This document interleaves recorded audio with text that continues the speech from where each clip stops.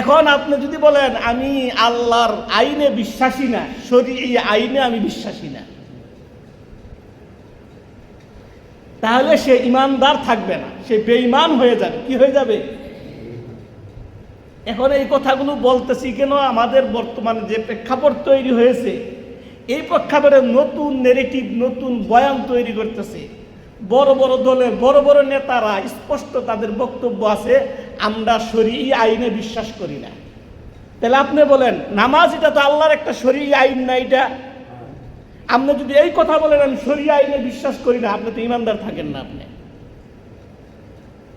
কথা বুঝেন না? আপনি বিশ্বাস করতে হবে, মানেন না মানেন, আইন বানান না বানান সেটা পরেকার কথা। আপনি যদি আইন না বানান আপনি কাফের হবেন না, কিন্তু আইন যদি বিশ্বাস না করেন তাই কাফের হয়ে যাবেন না। কথা বুঝাইতে পারছি? সেই জন্যে আল্লাহর সব আইন এটা আমরা বিশ্বাস করি। আল্লাহর সব আইন আমরা এটা কি করি? বিশ্বাস করেন না ভাই? আল্লাহর সব আইন বিশ্বাস করি। সেই জন্যে আমার বড় নেতায় শরীয়ী আইনে বিশ্বাস করে না, আপনি তার সাথে তাল মিলাইয়া আপনি আবার কইেন না আমিও শরীয়ী আইনে বিশ্বাস করি না। তাহলে আপনার বড় নেতার সাথে সাথে আপনি নিজেও বেঈমান হয়ে যাবেন, আপনার ঘরের বিবি তালাক হয়ে যাবে। সেনসিটিভ বিষয়, খুব গুরুত্বপূর্ণ বিষয়। মুহতারাম হাজরিন, আমরা সকল আইন আল্লাহর, সকল আইন আমরা বিশ্বাস করি না। কি বলে?